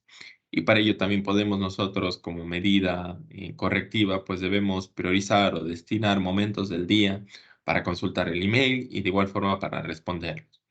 Luego, otra forma, otro ladrón de tiempo es la mala comunicación. Entonces, nosotros debemos garantizar la buena redacción de un texto, la comunicación con otras personas para que de una forma eh, nos ayude a cometer menos errores y así el preguntar algún tema específico o el preguntar algo que no entendamos, el comunicarnos correctamente nos ayudará a hacer las tareas más rápidas. Entonces, por ello es importante tener una correcta redacción, una correcta forma de comunicarnos. Luego, otro ladrón del tiempo es la falta de concentración. Entonces, a veces el principal enemigo en trabajo es la propia concentración. Entonces, a veces no alcanzamos nuestro máximo enfoque y acabamos perdiendo el tiempo en algunas tareas que no son relevantes o dejamos tareas sin terminar y algo que es importante. Entonces, debemos aprovechar los momentos, ¿cómo corregir esto? Debemos aprovechar los momentos de baja concentración para realizar que con actividades que no sean de gran importancia. Sin embargo, aquí nosotros podemos utilizar el método Pomodoro, que es una de las técnicas importantes para la gestión de nuestro tiempo. Luego tenemos otro ladrón del tiempo que es la procrastinación. Es una tendencia de las personas a retrasar las tareas que, que se producen más a menudo de lo que parece y nos hace posponer las tareas que nos resultan aburridas o rutinarias. Pero la idea es que nosotros no dejemos de hacer las tareas para más tarde, si podemos hacerlas ya. Entonces, debemos combatir esa procrastinación. Entonces, no saber decir no es otro ladrón del tiempo. Si no sabemos decir no, se acabará haciendo o asumiendo tareas que no vamos a poderlas llevar a cabo. Y esto se hará que no se cumpla con los plazos o que no se haga como corresponde y eso genera una mala imagen o que demos una mala imagen. Por eso debemos aprender a ser más asertivos y decir no. Pero también para saber decir no, debemos tener una correcta organización, una agenda de nuestras actividades muy establecida, muy clara, debemos haber priorizado nuestras tareas, nuestras actividades. Luego otro punto es no saber delegar. Entonces, no saber delegar es otra de los ladrones del tiempo. Aprender a delegar ciertas funciones que no te corresponden puede ser que nos ayude a optimizar nuestro tiempo. Actividades aquellas, y recordemos que nosotros podemos priorizar o podemos delegar aquellas actividades que no se necesitan realizar de forma inmediata porque eso necesitan nuestra presencia. Pero hay otras actividades que sí se pueden delegar para poder dedicarse a lo que realmente importa. Entonces, delegar es uno de las cosas o de los principios que nosotros debemos probar y hacerlo poco a poco. Entonces, ya en resumen, Si sabemos gestionar correctamente nuestro tiempo, podemos ahorrar una gran cantidad de horas. Esto podría permitirnos trabajar menos horas al día, cada día obteniendo un máximo rendimiento. La clave aquí de todo esto es que nosotros utilicemos un método de gestión del tiempo más adecuado, que se acople a sus necesidades y a sus circunstancias, ya que una vez logremos aprovechar al máximo cada una de las horas de trabajo, pues mejoraremos nuestra productividad y nuestra calidad de vida. Y esto es especialmente importante en sus funciones, en cada una de nuestras funciones, ya que si conseguimos aprovechar mejor nuestro tiempo, nuestra correcta gestión del tiempo, pues ahorraremos tiempo. Y no solamente a nosotros, sino también a nuestro equipo, en el caso de que estemos en un grupo de trabajo, un equipo de trabajo, sino también ayudaremos a que otras personas pues también puedan mejorar su gestión del tiempo, y ya sea nuestro tiempo personal o profesional. Y por ende, pues alcanzaremos nuestros objetivos y podemos reducir el estrés que genera el no haber gestionado correctamente nuestro tiempo. Esto es en cuanto a la gestión eficaz del tiempo. Ahora nos cambiaremos de tema y hablaremos del pensamiento crítico. Y hablaremos ya un poco más. Si quieren, aquí podemos hacer un pequeño descanso porque hablaremos de otro tema. Entonces, en este descanso, pues aprovechen ya un descanso de 5 minutos y luego vuelven a ver el video y regresan aquí un momento. Y esta vez vamos a hablar del pensamiento crítico. Entonces, el pensamiento crítico, ¿qué es el pensamiento crítico? El pensamiento crítico es una habilidad importante en la vida cotidiana de las personas, pero, pero en general este concepto es un proceso de examinar, analizar, cuestionar y desafiar las situaciones o asuntos, información de cualquier tipo. Entonces, el pensamiento crítico es una habilidad importante en la vida cotidiana y en el ámbito profesional, ya que permite analizar de manera adecuada, cuidadosa y rigurosa la información, y también a identificar suposiciones, prejuicios, y nos permite evaluar argumentos y tomar decisiones informadas, argumentadas, que estén basadas en un análisis. Entonces, al desarrollar el pensamiento crítico se pueden evitar errores al tomar decisiones más acertadas y fundamentadas. Entonces, esto también promociona que nosotros seamos más creativos al encontrar soluciones innovadoras, mejorar la comunicación incluso con otros al discutir nuestras ideas y puntos de vista de manera constructivas, y en general tener una visión más amplia y profunda del mundo que nos rodea. Además, el pensamiento crítico puede ayudar a evaluar y seleccionar la información en el entorno digital y de esta manera evitar la propagación de noticias falsas y la desinformación. Entonces, ¿cuáles son los elementos o cuáles son los pasos que nosotros debíamos seguir en el análisis de los casos o elementos del pensamiento crítico? Entonces, eh, supongamos que, supongamos que somos un gerente de una pequeña tienda de ropa. Bueno, antes del ejemplo, pues, ¿qué elementos tenemos del pensamiento crítico? El primero es recopilar la información. eh, Tenemos que recopilar el primer elemento para nosotros o para utilizar el pensamiento crítico es recopilar información. Pero para recopilar información, primero tengo que conocer el caso, debe haber identificado el problema, y luego si recopilo información, luego identifico las posibles causas, luego voy a evaluar la evidencia, luego voy a hacer una conclusión y luego por último voy a tomar medidas. Entonces, ahora sí vamos a ver un ejemplo de cómo se utilizan estos elementos del pensamiento crítico.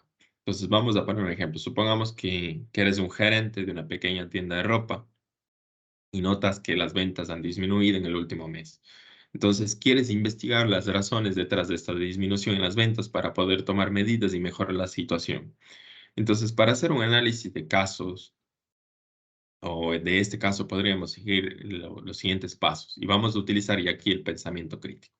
Entonces, primero, ¿qué debemos hacer? Identificar el problema. ¿Cuál sería el problema en este caso? sería la disminución de las ventas del último mes. Luego, ¿qué tendríamos que hacer? Ahora sí, utilizar los elementos del pensamiento crítico. Tenemos que recopilar la información. Entonces, podrías obtener información a través de las facturas de venta, datos del inventario, comentarios de los clientes, inclusive realizar entrevistas con los empleados. Luego vamos a identificar las posibles causas. Entonces, a partir de la información recopilada, podrías identificar algunas posibles razones por la disminución de las ventas, como cambios en la economía local, cambios en los gustos de los clientes, problemas de inventario o problemas en el servicio al cliente. Luego puede ser el siguiente paso de los elementos del pensamiento crítico, que es evaluar la evidencia. Entonces, vamos a revisar la información, o tú tienes que revisar la información que has recopilado y evaluar qué tan sólida es la evidencia que para cada posible causa, de la causa que se identificó anteriormente. Y luego ya vamos a poder hacer una conclusión. Entonces, después de revisar la evidencia, podríamos concluir que la disminución de las ventas se hace debido o se debe a un problema en el inventario. Ya pasamos por identificamos las causas, evaluamos la evidencia y bueno, y la conclusión fue que la disminución de las ventas se produce por un problema de inventario. Entonces, ya por último, vamos a tomar una decisión. Entonces, ya después de haber llegado a la conclusión, podríamos tomar medidas para abordar el problema, como aumentar la cantidad de inventario disponible y así mejorar el sistema de seguimiento del inventario también, porque pasó algo durante ese tiempo y por eso hubo un problema en el seguimiento y tuve que realizar todo este proceso. Entonces, como ven, el análisis de caso nos ayuda a analizar este caso que les hemos puesto, nos ayuda a identificar los problemas, y nos ayuda a analizar de una forma o a desarrollar nuestro pensamiento crítico, identificando los problemas, recopilando información, analizando, evaluando la evidencia y tomando medidas para solucionar el problema. Entonces, entonces quién debe aprender a pensar críticamente? O sea, antes de tomar una decisión, como vimos en el caso anterior, pues yo tenía que haber seguido un conjunto de pasos, partiendo desde identificar el problema y llegando hasta una solución, pero esa solución o esas medidas que tomé, como vemos aquí, esas medidas, pues tuve que haber seguido otros pasos, como hacer una conclusión, haber evaluado la evidencia, haber identificado las posibles causas. Entonces, ¿quiénes debemos tener un pensamiento crítico? Todas las personas, los niños, hasta personas de la tercera edad. Entonces, ¿por qué es importante el pensamiento crítico? Primero, porque así vamos a identificar los prejuicios, vamos a analizar y vamos a revisar toda la situación. Y, y también es que este tema, vamos a estar orientados al problema o a la situación que se está tratando. Y luego vamos a poner en juego todos los factores necesarios para nosotros poder llegar a una solución. Entonces, el pensamiento crítico es una habilidad que se desarrolla eh, Es una habilidad que se desarrolla con la práctica y la experiencia y se caracteriza por las siguientes cualidades. Primero, el pensamiento crítico o aquellas habilidades que nosotros debemos de desarrollar con la práctica y con la experiencia es primero ser analítico. Entonces, el pensamiento crítico implica analizar la información de manera objetiva y sistemática para identificar los patrones, tendencias, relaciones. Luego, tenemos que ser reflexivos. Recuerden que todo esto se genera con la práctica y con la experiencia. Entonces, luego ser reflexivo implica reflexionar sobre todos los propios pensamientos, creencias, prejuicios, y así como ser conscientes de cómo influyen estos en la percepción y en el análisis de la información que yo estoy revisando. Luego tenemos que ser creativos. Si lo vemos aquí, luego tenemos que ser creativos. El pensamiento crítico requiere generar ideas, sí, de alguna forma requiere generar también soluciones nuevas, innovadoras para los problemas y para los desafíos. Luego, tenemos que ser independientes, implica ser capaz de evaluar la información de manera objetiva y tomar decisiones basadas en la evidencia, en el razonamiento, y más no depender de la opinión de otros, sino que mi decisión esté basada en la evidencia y en el razonamiento. Luego debe estar orientada a la resolución de problemas. El pensamiento crítico se enfoca en encontrar soluciones efectivas y prácticas a los problemas, en lugar de simplemente identificarlos y decir, este es el problema. No, el pensamiento crítico va orientado a resolver los problemas. Luego también ser sistemático implica conseguir un proceso estructurado y riguroso para analizar y evaluar la información en lugar de depender de la intuición o de la improvisación. Y luego ser comunicativo. El pensamiento crítico implica ser capaz de comunicar de manera efectiva los resultados del análisis y las soluciones propuestas a otros. Eh, todas estas características se pueden aplicar a una variedad de contextos, incluyendo la vida cotidiana, incluye el aula, incluso el trabajo, todo esto puede ser aplicado en toda nuestra vida, tanto personal como profesional. Entonces, ¿qué métodos tenemos para potenciar el pensamiento crítico? ¿Cómo nosotros podemos potenciar el pensamiento crítico? Primero, todos tenemos nuestras opiniones sobre lo que nos rodea. Entonces, el primer punto es intentar mantener una mente abierta.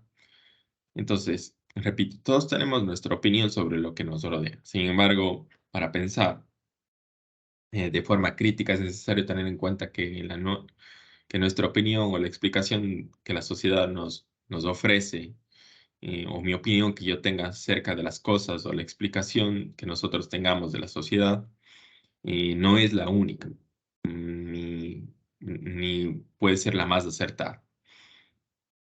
Entonces, esto es más complicado de lo que parece, pero debemos permitir que nuestra mente esté abierta a la aceptación de otras posturas, por muy diferentes que sean a las nuestras. Entonces, así nosotros vamos desarrollando el pensamiento crítico, pero claro, cuando nosotros escuchamos la posición de otras personas, vamos a hacer lo que hablábamos de aquellos elementos, de analizar la información, de verificar, de analizar de esto de una forma estructurada, de ser analíticos. Sí, y luego vamos, otra forma de nosotros potenciar nuestro pensamiento crítico es intentar entrenar la empatía. Entonces, ¿cómo se hace esto? Pues debemos ser capaces de ponernos en el lugar de otros, y esto, el ponerse en el lugar de otros, pues nos facilita entender cómo ellos han llegado a las conclusiones que han llegado. Entonces, alguna actividad que puede facilitar la empatía es la realización de roles como puede ser la expresión, la comunicación de emociones, juegos en los cuales, eh, juegos de roles en los cuales yo pueda analizar las emociones, los pensamientos de los demás, analizar la expresión de los demás. Eso me ayuda de una forma que yo analice y vea cómo ellos llegaron a sus conclusiones o cómo toman ciertos tipos de posturas ante ciertos tipos de temas. Luego podemos participar, también otra forma de potenciar nuestro pensamiento crítico es participar en actividades, bueno, participar en actividades como debates. Entonces, la forma de aumentar nuestra competencia en una capacidad eh, es ejercitando. Siempre nosotros debemos ejercitar esa capacidad de pensamiento y para ello debemos participar en foros, en debates que a lo mejor nos ayuden a confrontarnos con otras opiniones, con otras creencias, con otros datos, con otras formas o con criterios diferentes de diferentes personas. Luego, otra forma de potenciar también nuestro pensamiento crítico es analizar los textos y vídeos. Entonces, el análisis de diferentes materiales pueden ayudar a mejorar nuestra capacidad de pensamiento crítico. Resulta importante observar los posibles objetivos o los motivos que pueden tener una persona para crear dicho material. Entonces, podemos empezar por material sencillo y claramente basado en elementos subjetivos como columnas de opinión o elementos publicitarios para posteriormente avanzar incorporando materiales más técnicos o de alguna forma más objetivos. Luego, otra forma que nosotros tenemos para mejorar nuestro pensamiento crítico eh, es cuestionar los estereotipos. Entonces, la sociedad genera constantemente estereotipos respecto a la gran cantidad de temas, a la gran cantidad de temas que hay. Entonces, intenta escoger uno de ellos y buscar información correcta que ponga en cuestión lo que la gente está diciendo para ver hasta qué punto sirve, cómo explicar, cómo nosotros podemos explicar lo que realmente es. Entonces, esa es la idea de cómo nosotros igual potenciar nuestro pensamiento crítico, es analizar, es buscar algún tema y ver que no solamente lo que esas personas dicen es la realidad, sino que nosotros podemos encontrar muchas perspectivas más grandes. Luego, buscar y comparar elementos contradictorios. Es sencillo encontrar publicaciones sobre controvertidos temas sobre los que no hay una opinión general, ni clara ni absoluta. Entonces podemos buscar dos opiniones confrontadas y analizar cómo estos se comportan. Esto nos permite observar tanto puntos débiles cómo se generan también estas discusiones y estas organizaciones. Entonces, esto nos ayuda a analizar ambas posturas o dos posturas y nosotros dar posibles comentarios o hacer futuras análisis de información. Y luego, por último, investiga y fórmate. Ese es un punto importante del pensamiento crítico. Entonces, de cara a discutir algo, es necesario saber de qué estamos hablando. Y entonces, estar informado y formado sobre el tema, lo que acontece en el mundo, nos va a permitir tener una perspectiva sobre las informaciones que recibimos en el exterior, y no solo del exterior, sino lo que incluye nuestro propio medio. Y para ello debemos estar informados y no solamente basarnos en una sola fuente de información, sino varias fuentes que nos ayuden a analizar la información que estamos recibiendo. Entonces, ahora nos vamos a cambiar un poquito de tema y vamos a hablar acerca del aprendizaje permanente e independiente. Entonces, el aprendizaje permanente e independiente es un proceso de aprendizaje continuo que se lleva a cabo a lo largo de la vida de una persona, y que no está limitado a la educación formal en las instituciones académicas, sino se trata de un enfoque de aprendizaje que se basa en el autoaprendizaje, en la reflexión, en el pensamiento crítico para adquirir conocimientos, habilidades y competencias. Entonces, el enfoque del aprendizaje permanente pues, se centra en la responsabilidad del individuo para dirigir su propio proceso de aprendizaje y en la capacidad de aprender de manera autónoma y autodirigida mediante la búsqueda de recursos y la adopción de estrategias adecuadas para el aprendizaje. Entonces, el aprendizaje permanente e independiente se apoya en el uso de tecnologías de la información y comunicación. Ahora con el Internet tenemos muchísima información que permite una amplia acceso a una variedad de recursos y herramientas de aprendizajes. Entonces, esto nos facilita ya el aprendizaje permanente e independiente debido a su flexibilidad, a la personalización del proceso de aprendizaje, y además se valora mucho la capacidad de aplicar el aprendizaje a situaciones reales o habilidades para la resolución de problemas.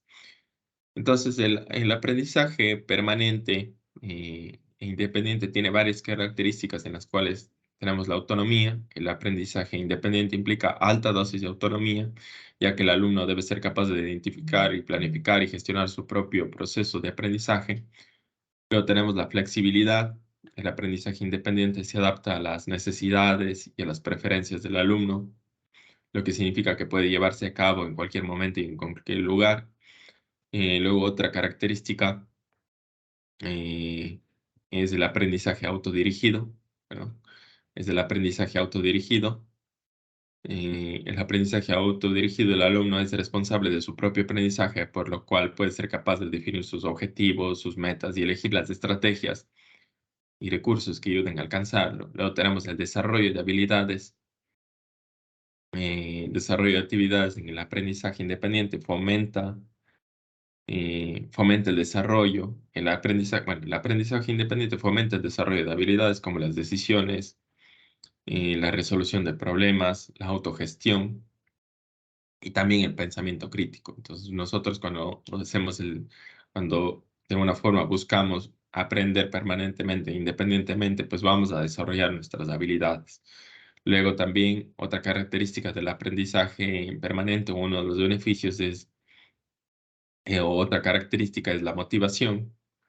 Y la motivación, pues el alumno es responsable de su propio aprendizaje y por ende del éxito o del fracaso.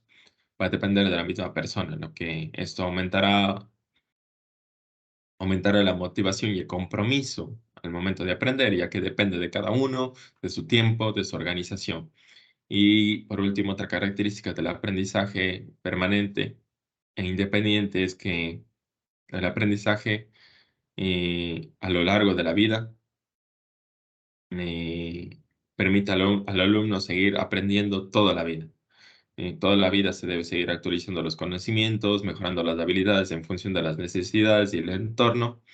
eh, y bueno, y de ahí la importancia del aprendizaje importante, perdón, la importancia del aprendizaje permanente e independiente.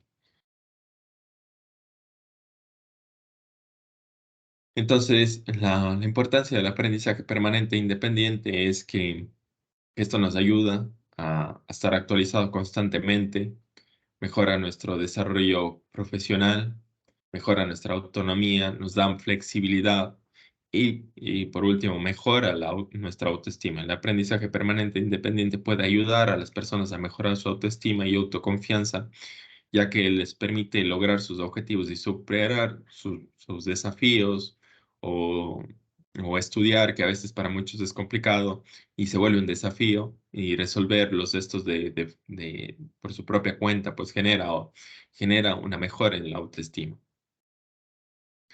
Entonces, ¿cómo nosotros, siguiendo ya con esta línea de la importancia del aprendizaje permanente e independiente, cómo nosotros podemos desarrollar este aprendizaje permanente e independiente? Primero, establecer nuestros objetivos, o tener o establecer objetivos claros. Es importante saber qué queremos lograr, establecer los objetivos, debemos, perdón, plantear objetivos realistas y específicos que ayuden a enfocar nuestros esfuerzos de aprendizaje. Luego, para nosotros aplicar el aprendizaje permanente e independiente, debemos crear un plan de estudios. Esto nos puede ayudar a organizar nuestro tiempo y recursos disponibles. Luego también nos puede servir establecer un horario de estudio cuando nosotros ya tengamos en cuenta, ya hayamos definido nuestros objetivos de estudio y ya tengamos en cuenta que nosotros debemos hacerlo. Entonces creamos un plan de estudio y ya debemos establecer un horario de estudio.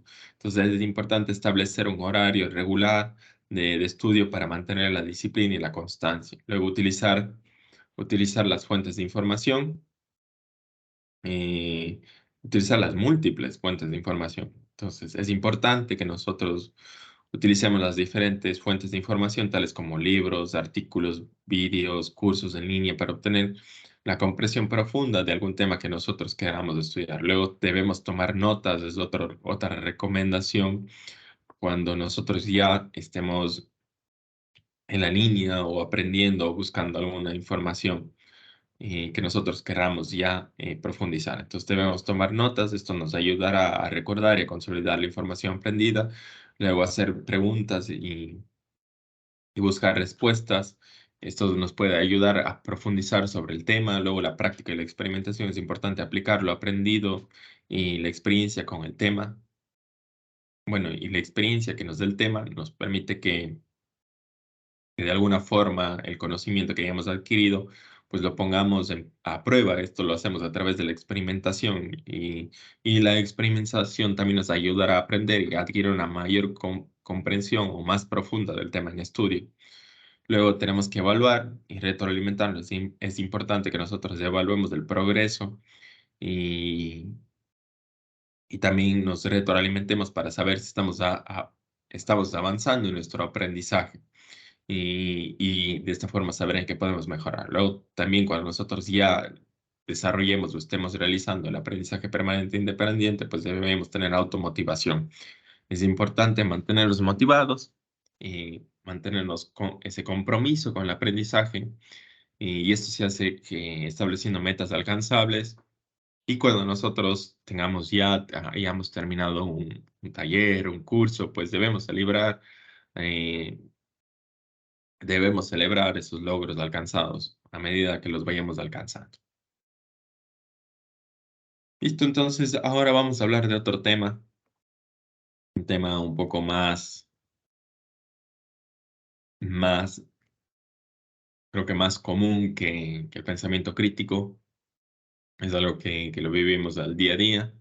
Sin embargo, aquí yo les invito a que hagamos otra pausa de 5 minutos y de alguna forma podamos descansar. Y, y dentro de esta pausa, pues vamos a, vamos a ver otro tema. Y vamos ahora a aprender la diferencia entre grupo y equipo. Y en este tema, pues vamos a hablar otros temas, otro tema que también es importante dentro de este taller.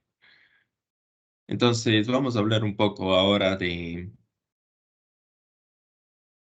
bueno, espero que ya hayamos hecho los 5 minutos, ya hayamos regresado. Entonces, vamos ahora a hablar sobre el pensamiento crítico, perdón, ya no vamos a hablar sobre el pensamiento crítico, sino vamos ahora a hablar sobre el trabajo en equipo. Vamos a dejar ya la gestión del tiempo, vamos a dejar ya el pensamiento crítico, el aprendizaje permanente e independiente y vamos a venir aquí al trabajo en equipo. Entonces, este ya es el tema final. Vamos a hablar un poco entre las diferencias entre grupo y equipo, que es uno de los temas que más confusión nos da o que a menudo se usan indistintamente, pero estos se usan como si fueran iguales, pero son diferentes. Entonces, los términos grupo y equipo tienen diferencias importantes en el contexto del trabajo en colaboración.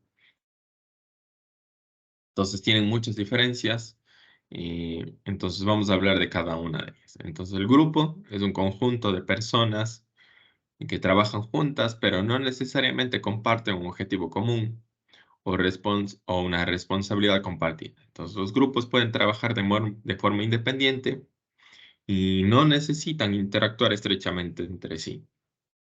Mientras que el equipo, por otro lado, es un grupo de personas. Entonces, aquí vamos a ver ya las primeras diferencias. El equipo, por otro lado, es un grupo de personas que trabajan juntas, y aquí viene el pero con un objetivo en común y con una responsabilidad compartida. Entonces, los miembros del equipo dependen mutuamente para lograr el éxito y se comunican de manera efectiva y colaboran de forma activa para tomar decisiones y para resolver problemas. Entonces, en resumen, mientras que un grupo puede estar formado por un grupo de individuos que trabajan juntos, pero no necesariamente dependen unos de otros. Mientras que un equipo es un grupo de personas que trabajan juntos de manera estrecha e interdependiente.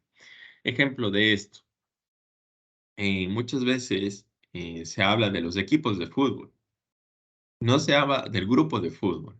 Entonces, acordémonos que el equipo de fútbol tiene un objetivo común y que es ganar el partido.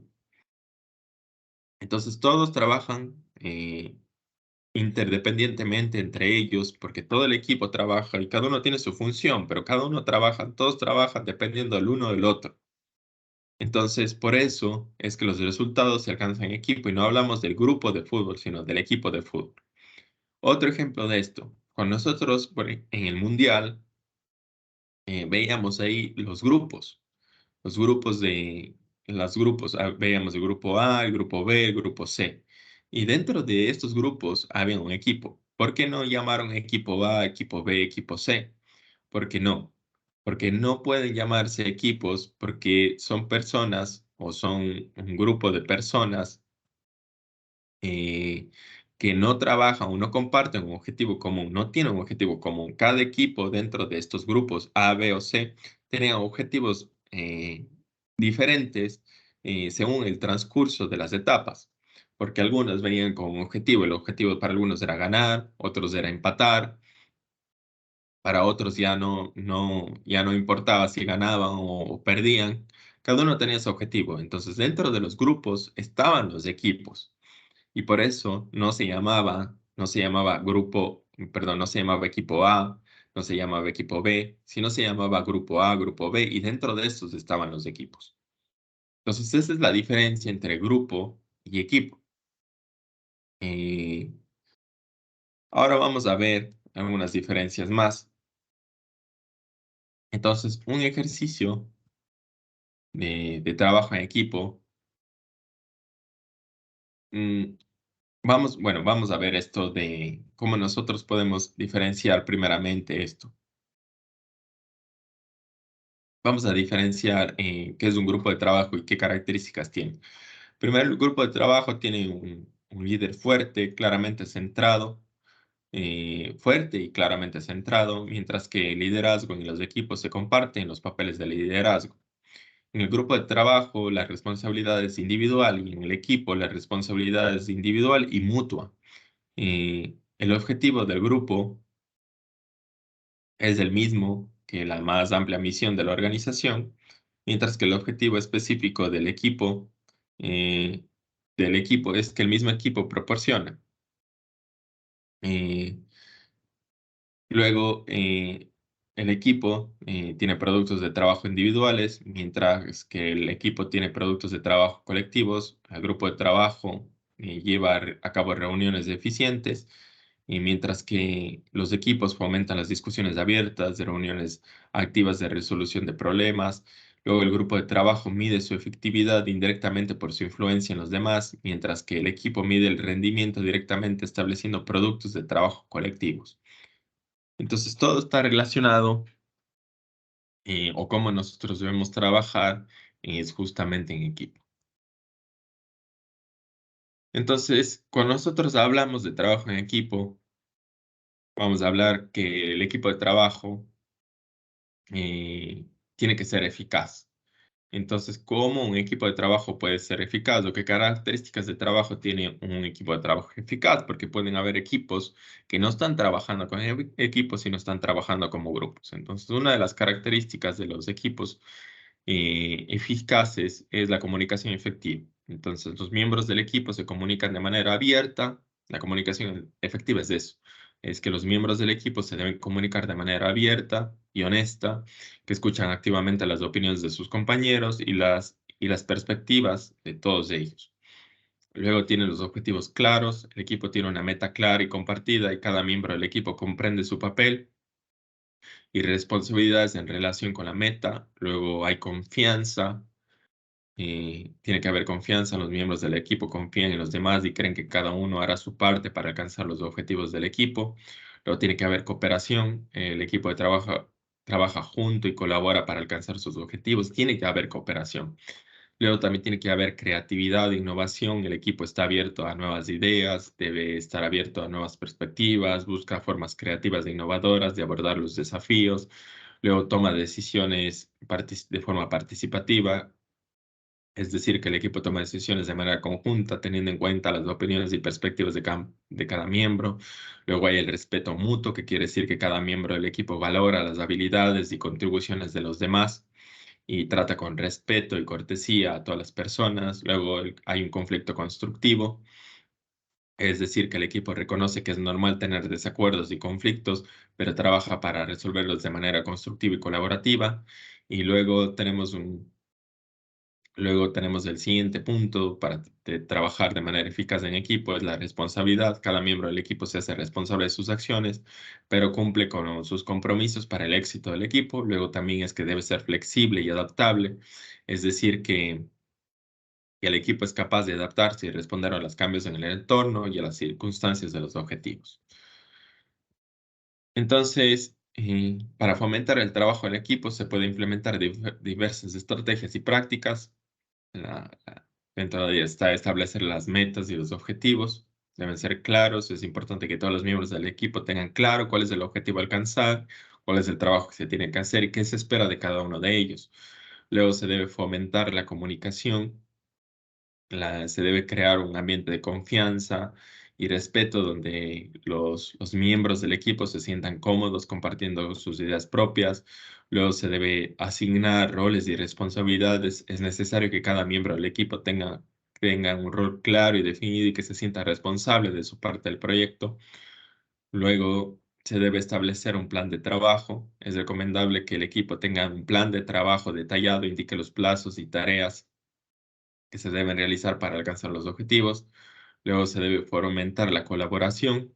Es importante que los miembros del equipo trabajen juntos y se ayuden mutuamente para lograr los objetivos. Luego se debe celebrar los logros. Es importante reconocer y celebrar los logros y luego realizar actividades de team building o actividades que puedan ser útiles para fomentar la unión o colaboración entre los miembros del equipo, como dinámicas de retos, juegos que promuevan la comunicación y la cooperación. Y ya finalmente, la comunicación en el trabajo de equipo es fundamental para lograr la colaboración efectiva entre todos los miembros. Entonces, algunas de las características de la comunicación en el trabajo en equipo tienen que ser la claridad. Los miembros del equipo deben expresar con claridad lo que los demás, para que los demás puedan entender y entender sus ideas y también entender sus necesidades. Luego tiene que haber honestidad. Tiene que haber honestidad para la correcta comunicación. Es importante ser sincero con los demás miembros del equipo sobre lo que se piensa, se siente y lo que se necesita. Luego tiene que haber una escucha activa, la capacidad de escuchar activamente, la capacidad de escuchar activamente,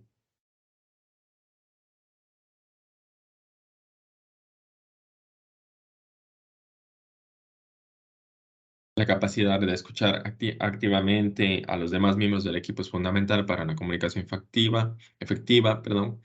Luego, la empatía es también otra característica de la comunicación efectiva. Los miembros del equipo deben ser capaces de entender y apreciar las perspectivas de los demás. Tiene que haber respeto. Todos los miembros del equipo deben ser tratados con respeto y dignidad. Tiene que haber retroalimentación. Los miembros del equipo deben ser capaces de dar y recibir retroalimentación constructiva. Luego tiene que haber flexibilidad. Los miembros del equipo deben estar dispuestos a adaptarse y ser flexibles para trabajar juntos de manera efectiva. Entonces, deben estar dispuestos a adaptarse. Esa es la palabra clave. Eso es todo. Si tienen preguntas o dudas, pues ya saben que pueden escribirme o pueden contactar con cada uno de sus técnicos, quien les proporcionará mayor información. Muchas gracias.